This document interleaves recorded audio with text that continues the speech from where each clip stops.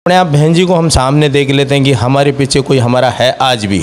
कांसीराम जी के रूप में हमारे बीच में बहन जी है आज भी है, और उस बहन जी को देखकर हम अपने आप में इतनी ताकत आ जाती है कि हम बेखौफ बेधड़क अपनी बात को वहाँ रख लेते हैं। बनियान और कच्छा धोकर सुखा दिया तार के ऊपर, जिसके अंदर तकरीबन 17-18 यानी छेद हो रखे थे। तो उन्होंने वो देखा कि उनका बनियान वहाँ नहीं है, तो उन्होंने पूछा भाई मेरा बनियान कहाँ गया यहाँ से। मान्यवर कांसीराम जी ने कहा था कि हम जीत नहीं सकते तो हम उस कुर्सी को हिला तो सकते हैं, हलचल तो कर सकते हैं, और वो हलचल हम राजस्थान प्रदेश के अंदर माननीय आकाश आनंद जी के नेतृत्व में हमने की।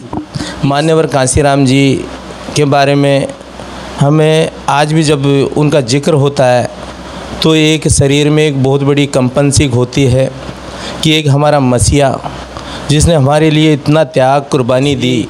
हवा महल की तरफ मेरा जाना हुआ तो वहाँ एक शख्स पेन को हाथ में लेकर पेन के माध्यम से वो समझाने का प्रयास कर रहे थे।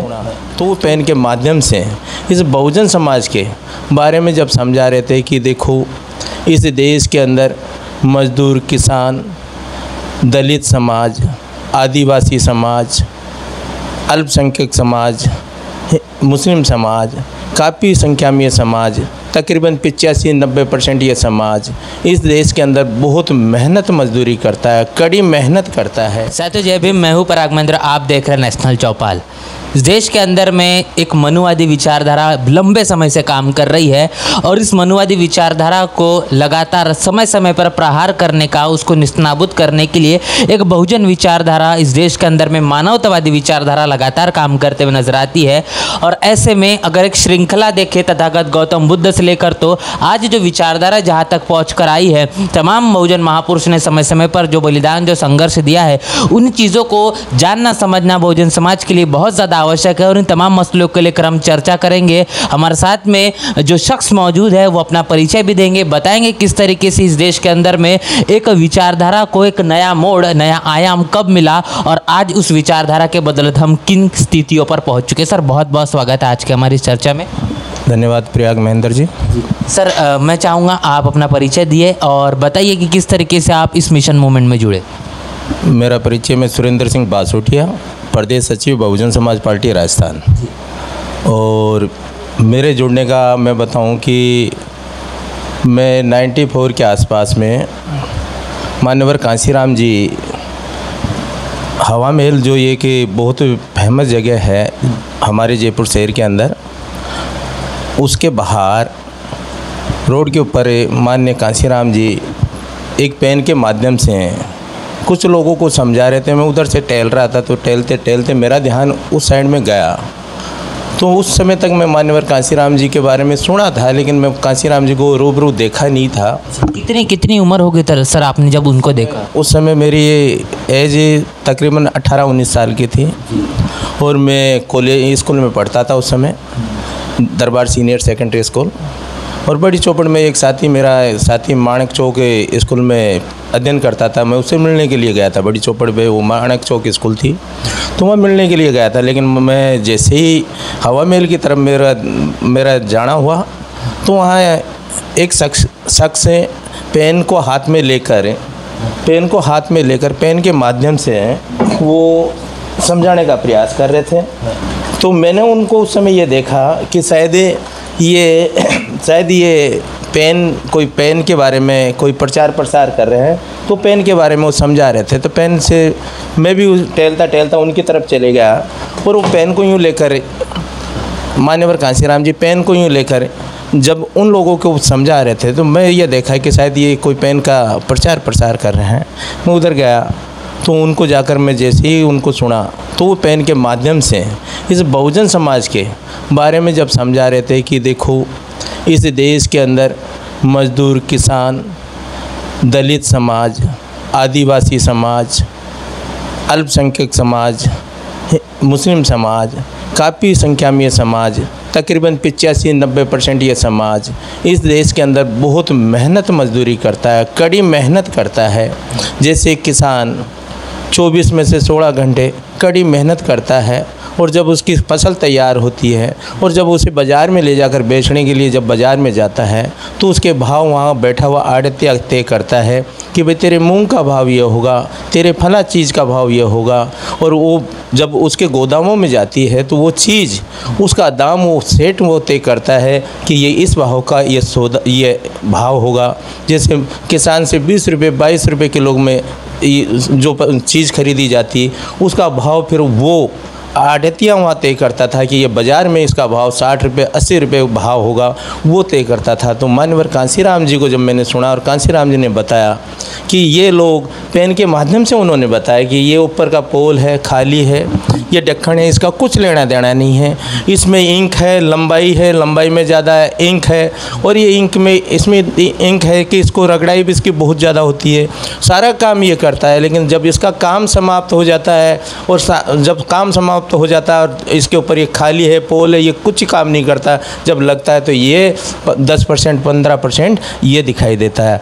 तो उस समय डालमिया टाटा ये जो हुआ करते थे, इन बिरला, इनके बारे में मान्यवर कांसीराम जी ने हमें उस समय समझा रहे थे। तो मैंने जैसे ही उन्हें इन चीज़ों को समझा उस समय मैंने महसूस किया कि इस प्रदेश के अंदर और इस देश के अंदर यदि आज हम लोगों का भविष्य यदि कहीं सुरक्षित है तो मान्यवर कांसीराम जी के हाथों में सुरक्षित है। उसी समय से मैंने तय किया, मैंने अपने आप को तैयार किया कि अब मुझे किसी भी संगठन में या किसी पार्टी के लिए काम करना है तो मुझे अकेले बहुजन समाज पार्टी के लिए काम करना है। उसी समय से मैंने संकल्प ले लिया और मान्यवर कांसीराम जी के उस विचारधारा के साथ में मैं जुड़ गया।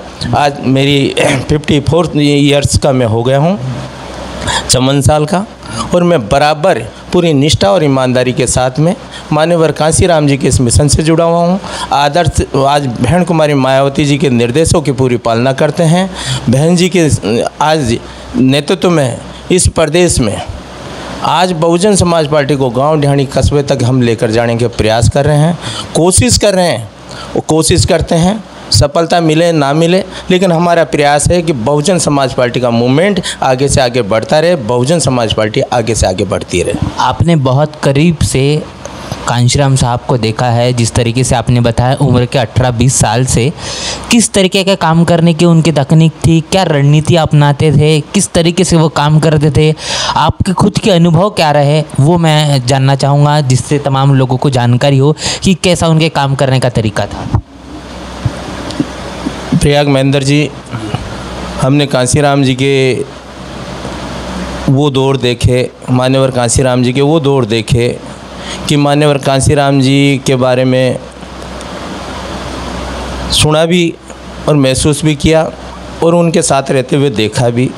मान्यवर कांसीराम जी के बारे में हमें आज भी जब उनका जिक्र होता है तो एक शरीर में एक बहुत बड़ी कंपन सी होती है कि एक हमारा मसीहा जिसने हमारे लिए इतना त्याग कुर्बानी दी बिना किसी स्वार्थ के।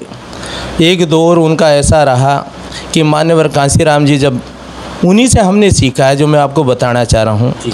मान्यवर कांसीराम जी कहीं मीटिंग करने के लिए जाते थे, हरियाणा, दिल्ली, पंजाब, कहीं भी उन्हें बुलाया जाता था। तो मान्यवर कांसीराम जी जब मीटिंग के लिए जाते थे तो उनके एक मित्र हुआ करते थे धोबी समाज से। उनके पास में इतनी व्यवस्था नहीं होती थी कि वो अपने लिए अच्छा सूट बूट लेकर वो उस मीटिंग को अटेंड कर सके। उनके साथी के पास में धोबी से उनकी ज़रा सी बढ़िया वो थी, तो धोबी को वो बोलते थे, नाम अभी मेरे जहन में नहीं आ रहा, मैं बता दूंगा नाम भी। तो उनसे बोलते थे, भाई मुझे अब फला जगह मीटिंग में जाना है। तो आपको बता रहा हूँ कि मान्यवर कांसीराम जी को वो जो उनके मित्र थे धोबी समाज से, जो दुकान चलाते थे, उनके वहाँ से वो कपड़े उनको उपलब्ध कराते थे और कपड़े भी वो उपलब्ध करवाते थे जो उनकी फिटिंग के हुआ करते थे। तो वो कपड़े उपलब्ध करवाते थे। जिस ग्राहक से उनके कपड़े आते थे उसे वो पहले ही बढ़कर समय देते थे। जो मान्यवर कांसीराम जी जिस जगह जाना होता था उन कपड़ों को पहनकर वहाँ मीटिंग को अटेंड करते थे, वापस लाकर अपने मित्र को कपड़े देते थे, वो धो धुलाकर वापस प्रेस करके जो कस्टमर होता था उसे दे दिया करते थे। मान्यवर कांसीराम जी जब भी चलते थे अपने बैग में अखबारों का 4-5 अखबारों का सेट उनके बैग में रहा करता था। कहीं भी जाना होता था अखबार बिछाकर वो बैठ जाते थे। ऐसा दौर मान्यवर कांसीराम जी का देखा। मान्यवर कांसीराम जी की हमने मीटिंगें अटेंड की। मान्यवर कांसीराम जी की जब मीटिंगें अटेंड होती थी तो कांसीराम जी मान्यवर ये कहते थे कि भाई आप मेरी मीटिंग में आते हो, और यदि आते हो घर से आ रहे हो, जिनके घर नज़दीक हैं घर से आ रहे हो, तो आप ये कीजिए कि कम से कम 2 रोटी और 1 प्याज साथ में लेकर आइएगा। जब मान्यवर साहब की मीटिंग होती और मीटिंग समाप्त हुए बाद में अखबार बिछाकर हम, जैसे राजस्थानी में कहते हैं घास और निवाड़ा भी बोलते हैं, वो तोड़ लिया करते थे, रोटी में से टुकड़े टुकड़े करके रखते थे, और पास में चारों तरफ प्याज भी तोड़ कर रख लिया जाता था। तमाम जो उनके साथ में उस मीटिंग को सुनने के लिए आए वो लोग और तमाम पार्टी के जिम्मेदार साथी सारे उनके इर्द गिर्द बैठ जाते थे और उसमें से प्याज और रोटी उठाकर वो सब अपना भोजन करते थे। ऐसा दौर हमने कांसीराम जी का देखा। उसी से मैं आपको बता रहा हूँ महेंद्र जी, मैं वैसे दौरों से मैं ही नहीं, पार्टी के और भी कई दिग्गज पदाधिकारी कार्यकर्ता लोग हैं, ऐसे दौरों को हमने भी कई जगह बिस्कुट खाकर पानी पीकर, चने खाकर पानी पीकर भी हमने मीटिंग अटेंड की है। हमने मीटिंगों को अटेंड किया है। हमारे मसीहा ने जो हमने हमारे मसीहा को देखा, उससे हम और मजबूत हुए। दौर वैसा नहीं था, आज का दौर कुछ चेंज हो गया। आज हमारे पास साधन है। उस समय मान्यवर कांसीराम जी साइकिल से चलते थे, पैदल चलते थे, और इस राजस्थान प्रदेश के तकरीबन, मैं ये बता रहा हूँ, तकरीबन 13-14 ज़िलों के अंदर, उनके गाँवों के अंदर मान्यवर कांसीराम जी गांव-गांव, ढाणी जाकर उन्होंने लोगों के बीच में जाकर इस मिशन मूवमेंट को तैयार किया। बहुजन समाज पार्टी के लिए लोगों को कैडर के माध्यम से तैयार किया और हम लोग तैयार हुए। उस दौर को देखते हुए आज भी हम इतने मजबूत हैं, किसी भी प्रकार से हम डरे हुए नहीं हैं। हर पल हम मजबूत हैं और बढ़ रहे हैं और बढ़ते रहेंगे। इस मिशन मूवमेंट को आगे चलाते रहेंगे। आदरणीय बहन कुमारी मायावती जी ने अभी हाल ही में हमारे राष्ट्रीय कोऑर्डिनेटर आकाश आनंद पे जो विश्वास किया है, हम आकाश आनंद जी के नेतृत्व में अभी हमारा कल हमने 16 अगस्त से हमने धौलपुर से एक रैली का आकाश आनंद जी ने आगाज़ किया था। संकल्प सर्वजन हिताय सर्वजन सुखाई संकल्प रथ यात्रा हमने आगाज़ किया था। आकाश आनंद जी ने उसको स्टार्ट किया धौलपुर से, और वो तमाम ज़िलों से होते हुए कल 29 अगस्त को उसका समापन आकाश आनंद जी के नेतृत्व में हुआ, और उसका बहुत बड़ा जनता के बीच में बहुत बड़ा संदेश गया है। और मैं पूर्ण विश्वास के साथ कहता हूं कि इस बार राजस्थान प्रदेश में बहुत बड़ी हलचल हो गई। मान्यवर कांसीराम जी ने कहा था कि हम जीत नहीं सकते तो हम उस कुर्सी को हिला तो सकते हैं, हलचल तो कर सकते हैं, और वो हलचल हम राजस्थान प्रदेश के अंदर माननीय आकाश आनंद जी के नेतृत्व में हमने की। एक सवाल आपके खुद का व्यक्तिगत मैं पूछना चाहूँगा कि ऐसा कौन सा ऐसा वाकया है जो कांशीराम साहब का आपके साथ में हुआ जिसे आप कभी भुला नहीं सकते, जो आपके जहन में हमेशा से आपको इस मूवमेंट के प्रति कितनी ईमानदारी बरतनी चाहिए आपको याद दिलाता है? मान्यवर कांशीराम जी के साथ में इतना मैं नज़दीक उनके साथ नहीं चला, लेकिन मीटिंगों में उनके साथ चलता रहा मैं। और मान्यवर कांसीराम जी से हमने हमारे साथियों के माध्यम से एक चीज़ सुनी।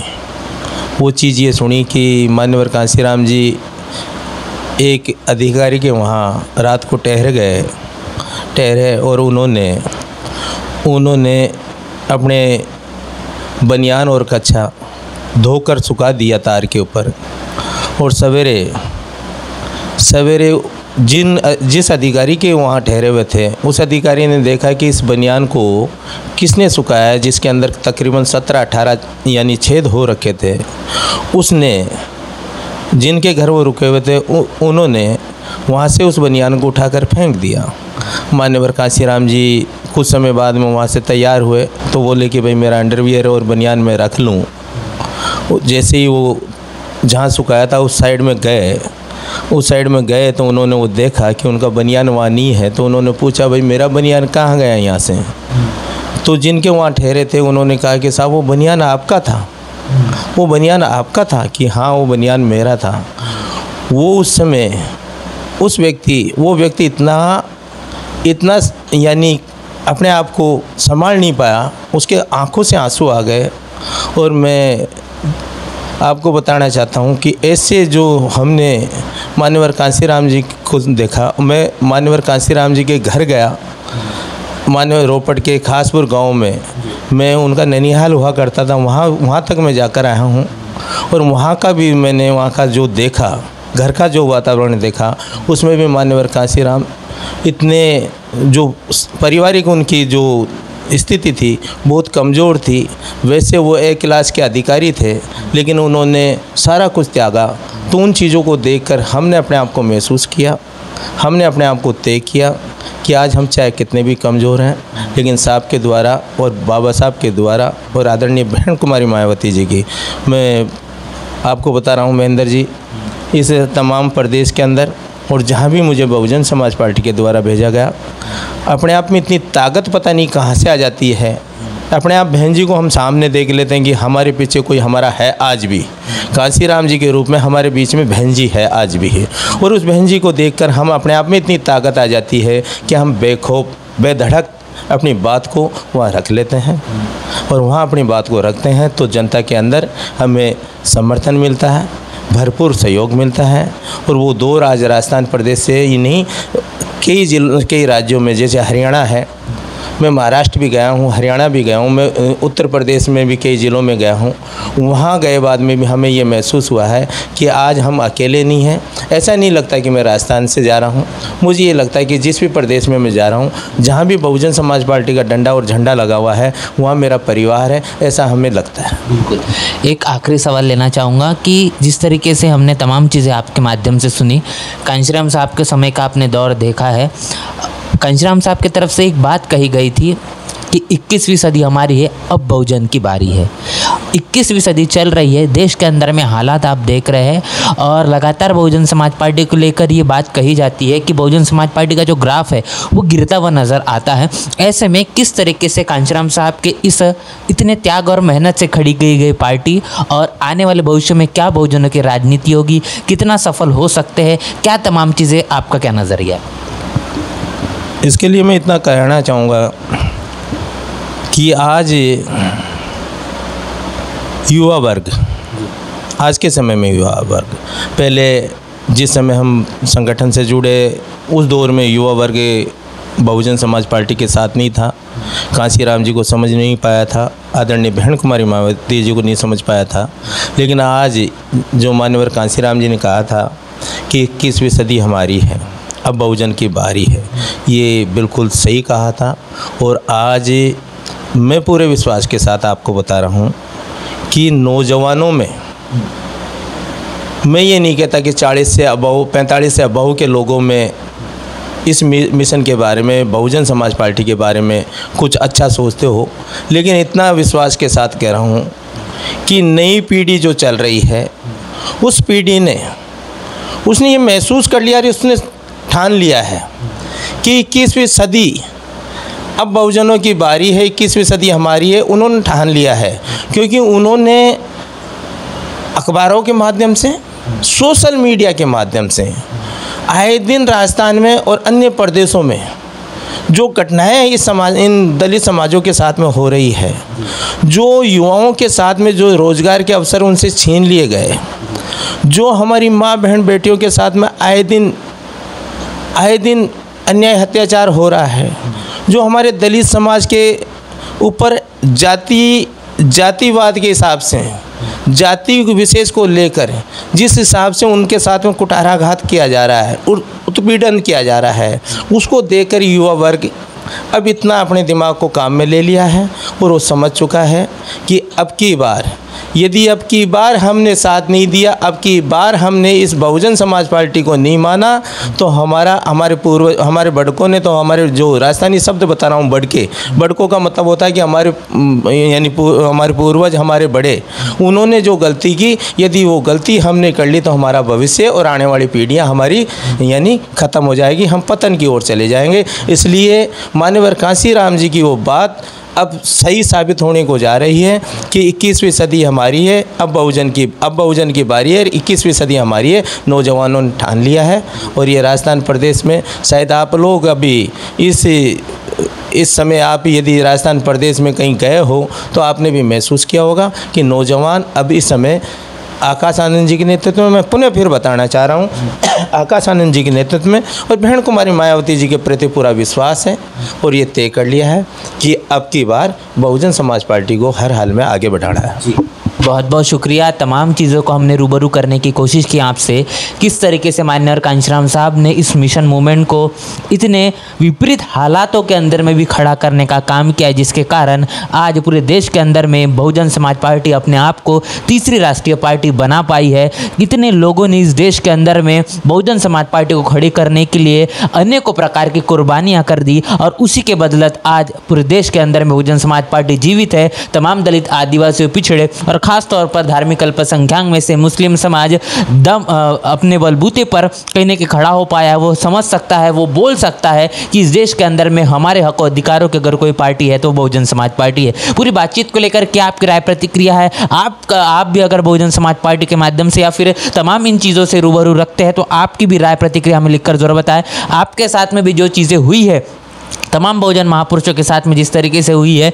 माननीय कांशीराम साहब के साथ में आपने भी अगर समय बिताया है तो आप भी अपनी प्रतिक्रिया लिखकर कमेंट बॉक्स में जरूर बताएं। बने रहे नेशनल चौपाल के साथ, मिलते हैं नए वीडियो में। तब तक के लिए जय भीम, जय भारत। बहुजन विचारधारा को घर घर तक पहुंचाने के लिए हमारे YouTube चैनल को सब्सक्राइब करें, लाइक करें, कमेंट करें, शेयर करें और बेल आइकन की घंटी दबाना ना भूलें।